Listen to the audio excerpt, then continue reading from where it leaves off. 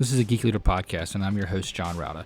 This show is all about helping us grow as leaders, become better technologists, and improve our lives both at work and at home. I hope you enjoy the show and learn a lot.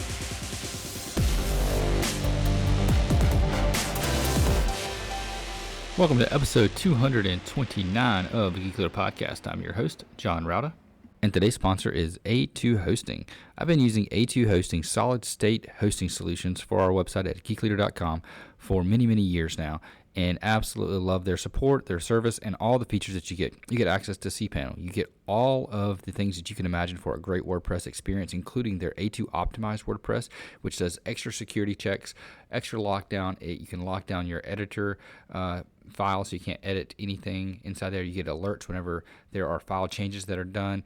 You can also do automatic updates, backups, and more with A2 Hosting. So highly recommend it. Go to geekleader.com/A2 to get more information and to sign up for their solid state turbocharged speed hosting today. Again, that's at geekleader.com/A2. All right, Geek Leaders. Today on the show, I have Nora Herting, and we're going to be talking about visual leadership, what is that? We don't know. We're going to figure that out today. We're also going to be talking about ways that we can all be creative. And I've talked about this many, many times in the past of how just because we're in technology does not mean we're just technical people. We're also creative people. So we're going to be talking about that. And today's guest, like I said, was Nora Herting. And she is the co-founder or the founder of ImageThink. And she's been helping businesses, Fortune 50 companies, IBM and NASA even, to use creativity to solve problems. And I'm so excited to have her on the show to talk about that. Nora, welcome to the show. Hi, great to be here. If you don't mind, just tell the audience a little bit about kind of what you do and how you got to where you are today, just to have some context for our conversation. Yeah, sure. So what we like to say at ImageThink is we help companies think and work visually to bring their big ideas from inception to action. And that shows up in a lot of different ways. We work with a number of industries, but have a long time had a lot of work in IT and healthcare, so technical industries, where from the beginning of brainstorming all the way to strategy and action planning, we're helping facilitate getting results out of them using words and pictures as a really powerful tool to do that. Yeah, definitely. And I think we take for granted the visual aspect of communication when we're in technology. A lot of times we put graphs and charts, but those are visual, and there's ways we can enhance those and make those even more meaningful and tell a better story with art. Is that one of the things that you guys help people with? Yeah, absolutely. I think that, in technology specifically, one of the things we see, and I think you see this in every field, is when you're an expert at something, you're sort of inside the bottle, right? Mm-hmm. And you're steeped with so much background, so much detail, that being able to level up and pull out the big salient points and tell the story to, maybe your end user or your customer can be a really big challenge. So with folks like engineers at IBM, a lot of software companies we work with, one of the things we help them do is just really listen to the big pictures and the big themes and help them translate that into a compelling story, whether it's for the people they lead or the people on the outside that don't necessarily understand all the tech, but really want to understand what it is that this tech is going to do for them. Yeah. There's an old saying that a picture, has 1,000 words and can speak 1,000 words. And one of the things that I've seen in many cases, I have a friend, David Neal, who does these artwork pieces, and he's in technology, and he's been on the show before. Actually, we've talked about it a little bit, but when he'll draw like something in his JavaScript presentations, he'll put that one drawing on a slide, and that will mean, so much more than any typical boring PowerPoint that a speaker will put on their slides. And it's amazing how putting that together can not just evoke, technical meaning, but also emotion that goes behind that technical meaning. Yeah, absolutely. Absolutely. I was just thinking about, an example around this, also with folks at IBM, that was really less about the technical and more about the strategy. Mm-hmm. where we helped them visualize a whole strategy. This was several years ago. I would say probably 7 years ago, when they were sort of moving to cloud. And what it was like basically a visual map to show the journey as they got there. And they had their own metaphor for it. It was kind of strange if you didn't know it. Like, it was a boat and they were on a river. And then at the end, they like launch into an air balloon because they're going up to the cloud. And they're along the way, they're sort of stopping and picking up people as their boat gains speed, which was all kind of about the resources, the upskilling that they needed. And there was even alligators in the water, and the alligators were the obstacles. And one of the alligators was leadership. So years go by, and I'm actually in a talk with other IBM leaders about visual leadership. And I put this up as an example. And the woman in the room was like, this was my team. We still have this board. And I was sort of shocked, because it had been years. And I was like, in your field, this has to be not relevant anymore. You guys are moving so quickly. And she said, no, we walk everybody through this because it's super helpful to see where we were and where we were going and how every single person fits into the picture. So it was, a picture's worth 1,000 words, but it was also their own story and their own kind of funny story about having this transformation that was meaningful to them. They had all these in jokes in there about the alligators, right? And Mm-hmm. so even that, it was a technical transformation they were doing, but the journey was really a people journey, right? A strategic journey, so that they could talk about where the organization was going, what the big picture was, and kind of how of these individuals or individual departments fit into that vision.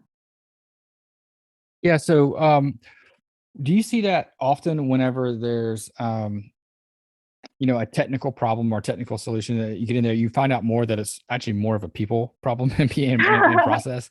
Because I've, being in technology and running, lots of projects and some digital transformations in the past, I realized that most of these things that we try to solve with technology are really people and process problems. Yeah, 100%, John.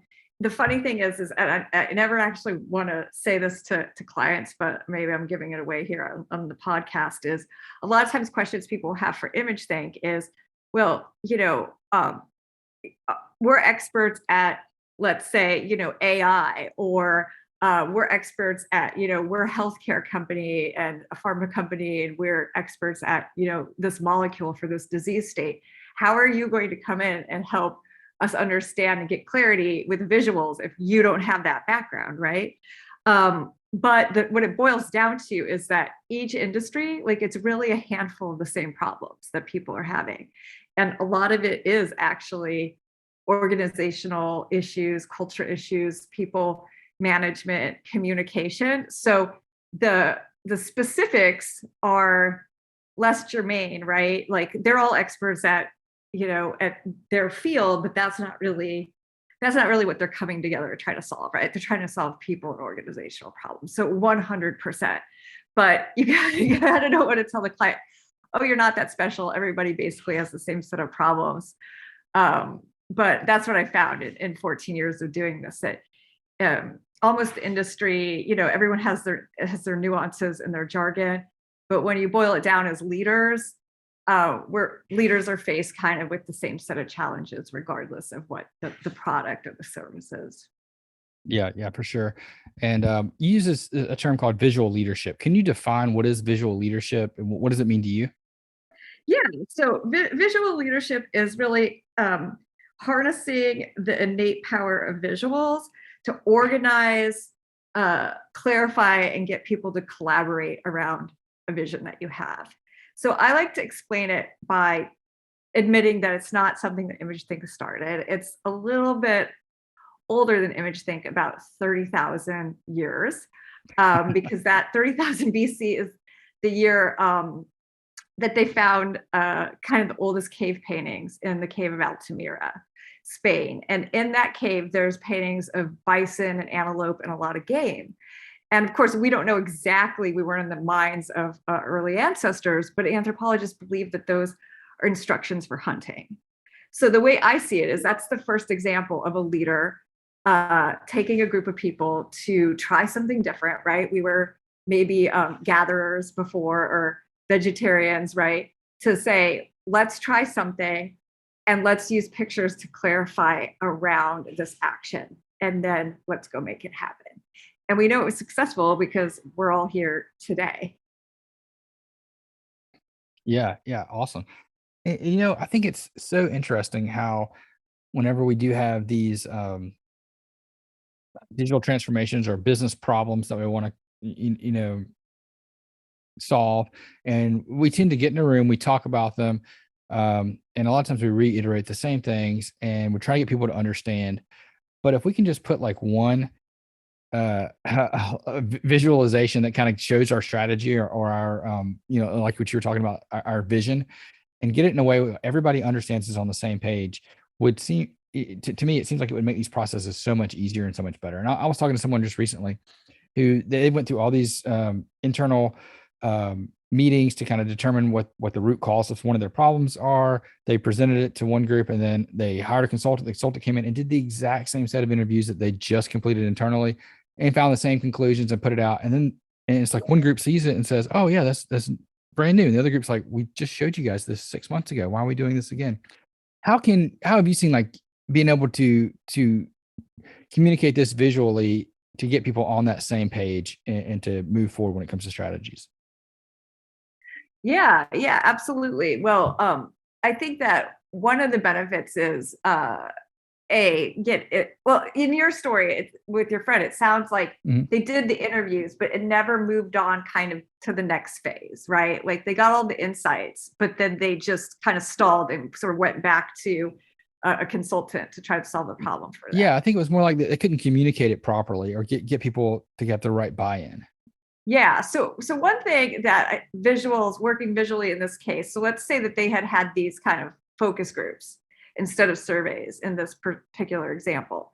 Um, you get everyone talking and being able to really feel heard because they literally in the sessions with us see what they're saying being visualized and drawn up.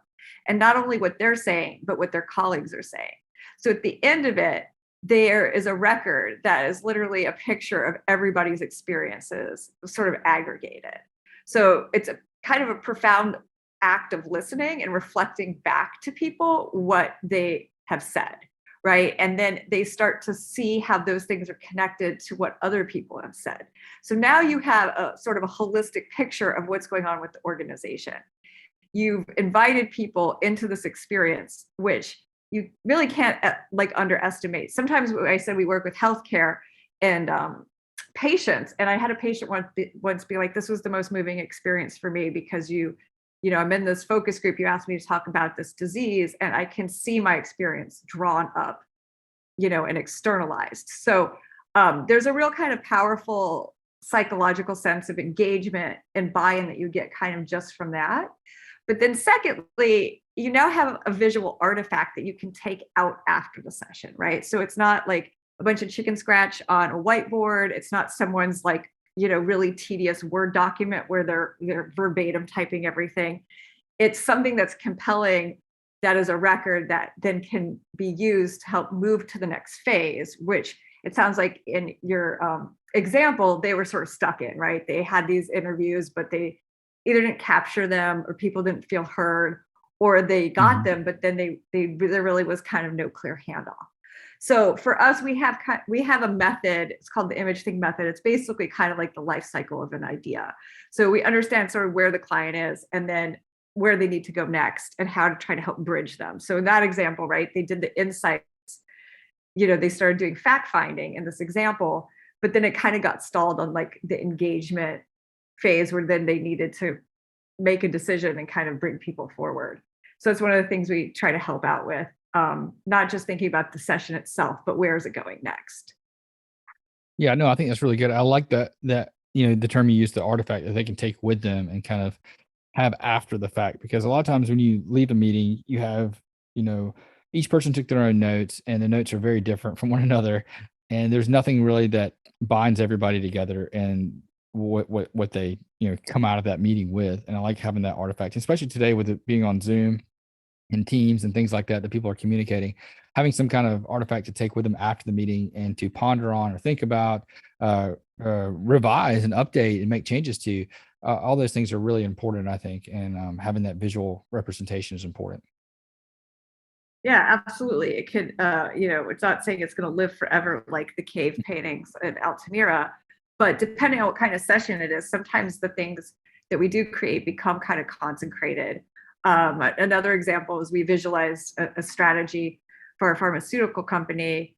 And the next year they came back to us to say, okay, how do we do this now? But virtually, because, it's COVID. And the woman I was talking to hadn't actually been part of the organization in the first session, but she says, I know this visual. I know it by heart. I know every part of it because our CEO introduced it. Everyone knows this picture of the strategy. And it's been socialized across the whole organization, right? So, depending on the objective of the meeting, sometimes the artifact is just a bridge, right? To kind of get you to the next stage of the project, or for us, like the next phase of the method. But then sometimes, depending on the content, it becomes something that really gets internalized by the organization, becomes part of their culture and a way for them to tell a story. So how important is storytelling today when it comes to communicating in business? Well, I'm curious what you think about that. I think we might agree. I think it's incredibly important, right? Yeah. Because you can't just talk about numbers and metrics. You have to connect it to emotionally to people. And we're narrative people. We're driven by stories, and I think, again, I also firmly believe that we're incredibly visual people. I mean, if you look at our example of the cave painting, we developed that technology of drawing and communicating pictures before we had written language, right? So I think the two go hand in hand, and the most effective leaders understand that. And so they use the visuals as a way to help perpetuate those stories. What do you think? I think it's extremely important because I've been in so many presentations where someone, let's say from the business operations side, comes in and they're talking about, you know, something to do with operations that the people on the technical side don't quite fully understand because they're using terms that they don't quite get. And then someone from IT will come in and talk about cybersecurity in a way that doesn't make any sense. But if they can just tie the two together and tell a little brief story about how, how this affects your, an example, a metaphor, if you will. I mean, it makes so much more impact and people can understand it. It puts people on the same page.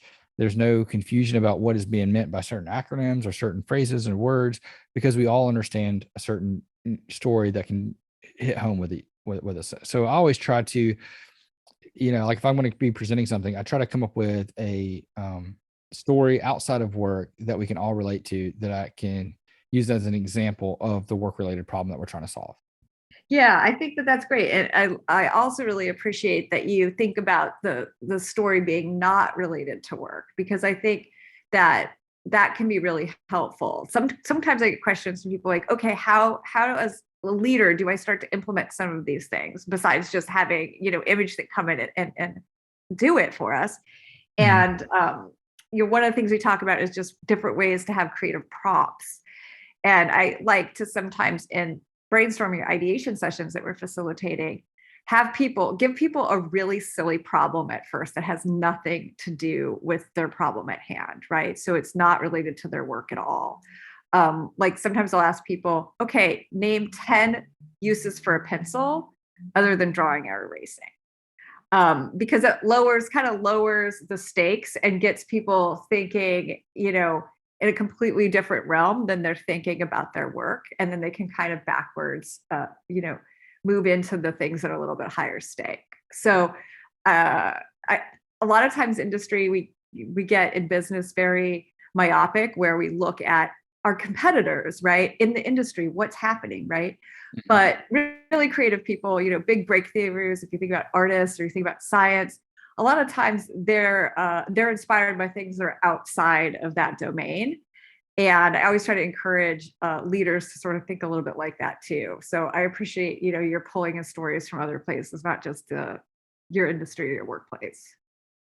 Yeah, no, and I really like what you're saying there when it comes to doing something different, like the pencils, example. I read a book.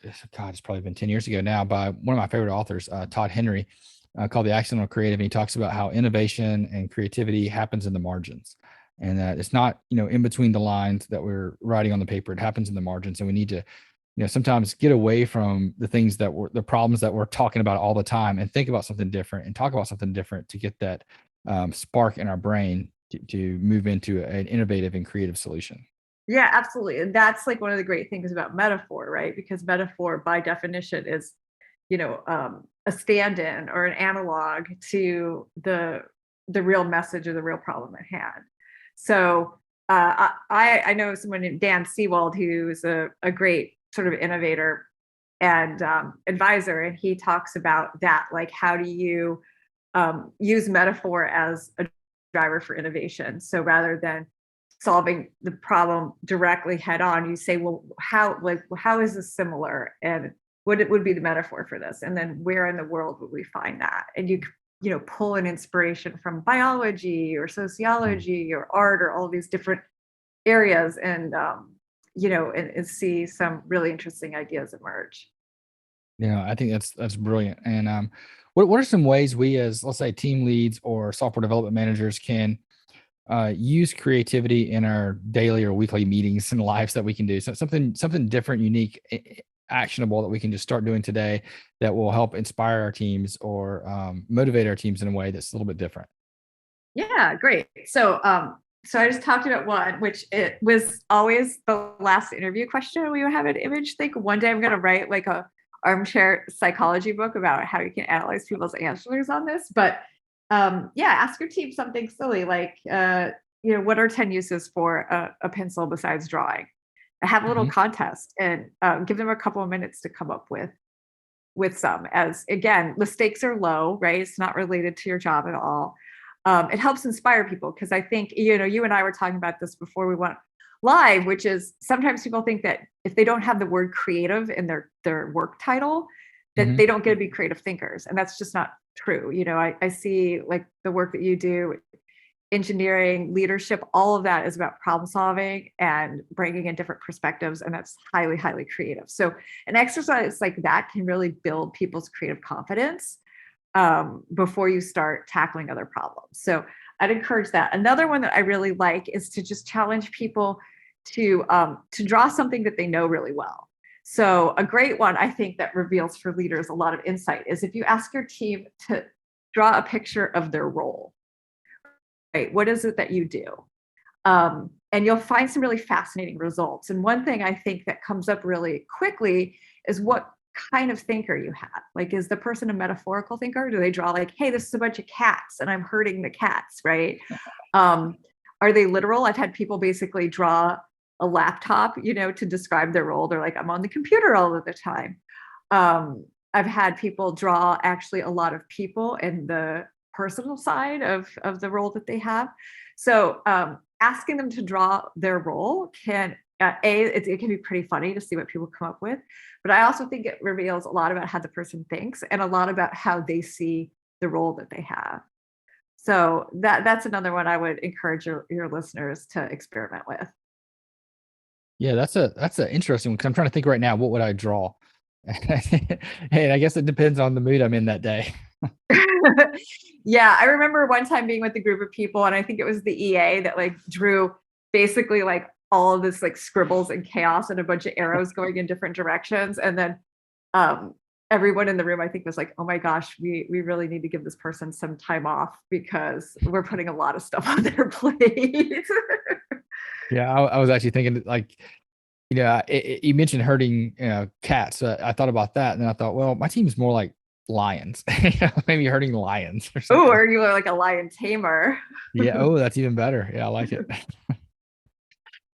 Yeah, that could actually go really well in some ways, and depending on your team, it could get really bad. I've usually seen it to be really helpful.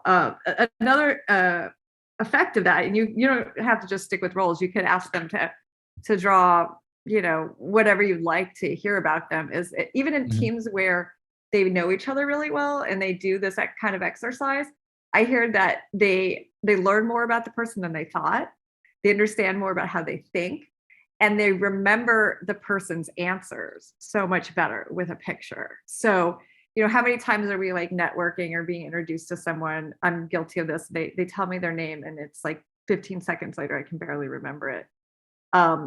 When we've done kind of visual introductions like this with people who haven't met each other before, overwhelmingly people say, oh, I definitely am going to remember this person's name and what I learned about them because they drew X and Y to represent their name. And, so there's also just this really powerful mnemonic upside to using pictures in this way. Yeah, no, it seems like an excellent thing to do before like a big team meeting or something that's going to be deep. You can do something like this to kind of get those creative juices flowing and lighten up the mood a little bit as well. I think it's a great fun thing to do. Yeah, absolutely. And then you can dive into trying to visualize your strategy after that. So one thing that was really intriguing about your information when it came over to me is that you did some work with NASA, and I'm a big space geek. I love what NASA's done in the past. I like to see what SpaceX is doing. What are some of the ways that you were able to use visual leadership or creativity into helping NASA? Yeah, so actually, NASA was our first client. How about that? Wow. And what we were working with the division around organizational knowledge and institutional knowledge. So they had realized that at the time, like an alarming number of their engineers and their staff was facing, retirement in the next couple of years. And they had so many stories and such a wealth of information that they wanted to figure out how do they harvest it and make sure that the experiences and the stories don't walk out the door with the folks. Right. So it was a whole series around how they were going to kind of set up as an organization to harvest this organizational knowledge, which was pretty fascinating as well. And, I got to be in the room with some just, brilliant engineers. And one of my favorite stories about it is one guy, after a day or two of being in sessions with them, came up to me and he was like, I've been watching you, and I have an idea about how to make you twice as efficient. I was like, okay. He's like, so basically you need to be ambidextrous. So you need to write the text with one hand and draw the pictures and apply the color with the other. And, I thought immediately, I was like, there's just no way I'm going to be able to do this. But he had spent 2 days. He was like, I really thought about this, and this is how you're going to do it. Right. So he convinced me. I felt like I had to try for him because he had spent so much time and he was so convinced that this was going to make me like 2x more effective. But I couldn't listen, synthesize, and draw with one hand and then color with the other hand. But perhaps we could, because that just shows you a true mind of an engineer. Like even in a session like this, was trying to figure out a process improvement for me. But I'm a human and not a machine, so that reminds me. I had a math teacher in college, and this is way off the board. He would literally write with one hand, with the other hand spread way out, and have the eraser in the other hand, and just come behind him erasing what he's writing. Yeah, I've heard that story before too. I could pull that. I think I could do that, right? Like that. Like you don't have to have as much dexterity. Yeah, because your other hand's not really coloring, right? It's just erasing. Right. But, that's so interesting. You remember that, right? Like the visual of him writing up the information and erasing it. I've heard stories from other people about high school teachers that drew, or made graphs or made illustrations on the whiteboard or the chalkboard, and how it stuck with people, decades later, which is just another example to say, for everybody out there that's listening who might be thinking, I think the first thing people think is like, I can't draw at all. Right. They think I haven't drawn since grade school. This might be fine, Nora, because you and your team, you guys are great illustrators. But the fact of the matter is we're neurologically wired to make meaning out of visuals. If you think about an emoji, right? Like the text emojis, it's like basically punctuation turned on its side. We imbue that with all sorts of emotion and meaning. That even if you're doing something really rudimentary, it looks like you're drawing with your left hand, whether it's stick figures or simple diagram, your audience is wired to basically meet you more than halfway there. So it doesn't have to be elaborate at all, because you're a leader and you're trying to communicate and you want to just have impact.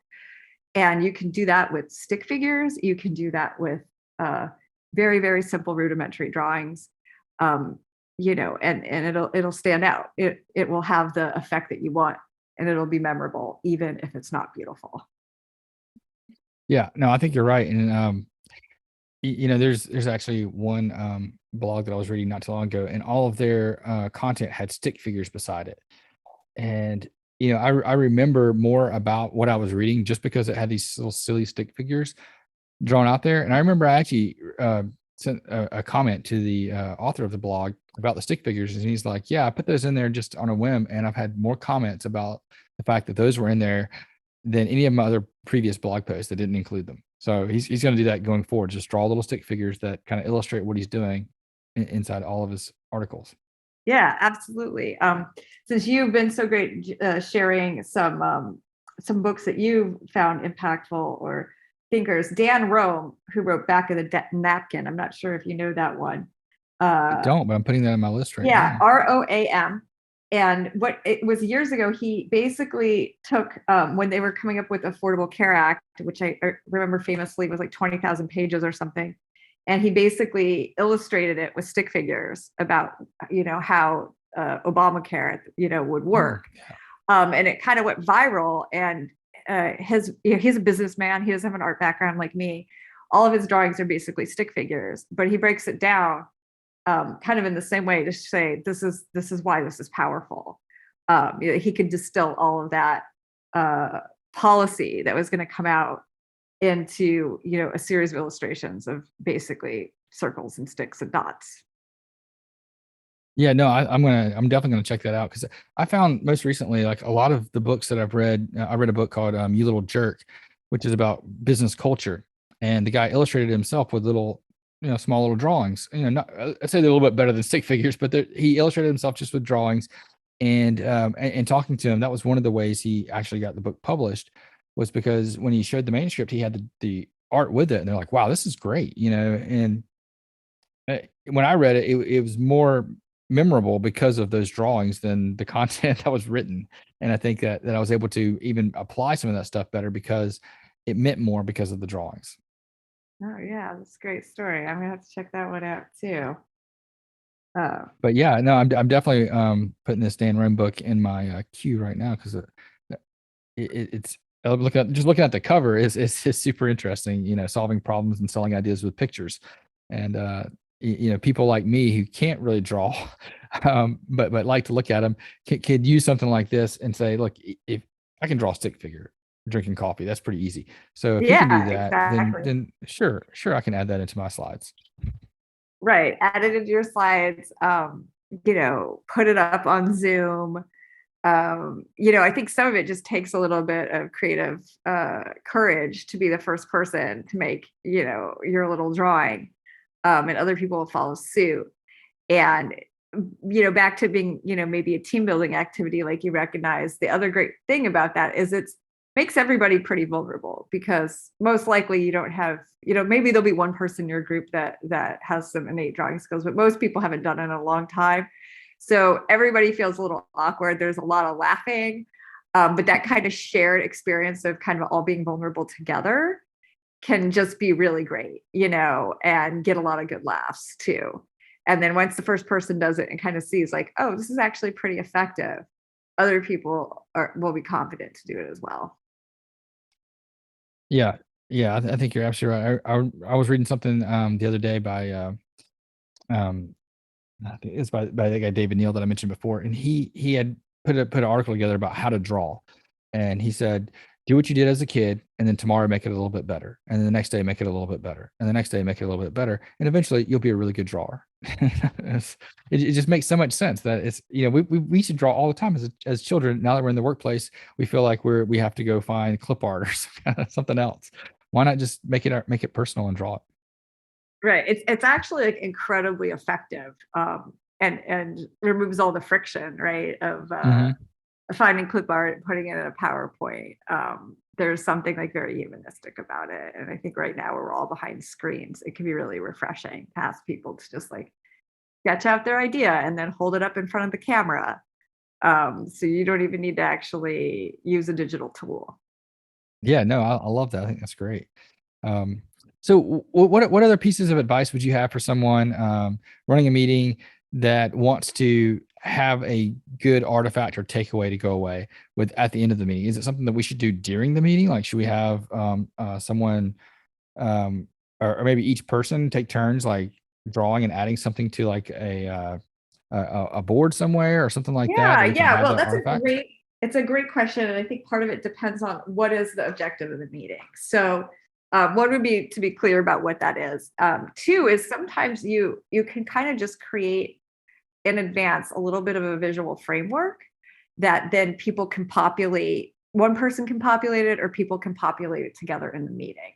And in that case, it may just at the end be text, because what you've done beforehand is, maybe charted it out. So for instance, if we were talking about some kind of strategy, right? Some kind of conversation where we need to chart getting from point A to point B, that could be a path.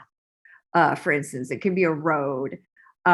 You can think about what are the things that you need to discuss in the meeting and create visual flags for those in that template to populate, right? So if it's, keeping with this idea of like point A to point B, okay, what's the road? What are the milestones?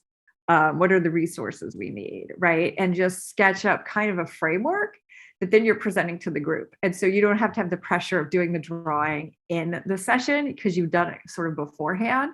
So you've created a little bit of a narrative for them. You've also created a visual structure for all the points that you need to cover in the session, which can be really helpful, because if you do that and there's a big blank space, right, in one of those sections, everyone is aware that the group hasn't solved that part of the problem or that part of the puzzle. Does that make sense? Yeah, it does. It's actually like you take your agenda and illustrate it ahead of time. Yeah, that's a great way. That's one way to do it. You can illustrate your agenda, or you can illustrate kind of like what is the thing at the end that you need, right? Oh, yeah. Okay. So like your goal. Your goal, right? Your goal. If that's a brainstorming session, that might be drafting up a visual of like what is the problem in the center, right? With some spokes around it, which are like what are the different ideas that we could use to approach this. So Yeah, I think that's some great. prep. Yeah, I think that, and here's a plug for my book, Draw Your Big Idea. Is what Draw Your Big Idea is basically 108 visual frameworks, kind of like what I'm talking about, depending on where you are sort of in that project. So, from the brainstorming phase at the beginning of the book, all the way to kind of what we call like the Abridged to the Future template, which is a little bit of like, here's a spot for our vision, our blue vision, our North Star, here's a spot for where we are and what our current state looks like. And here's, the bridge that's going to get us from where we are today to where we want to go.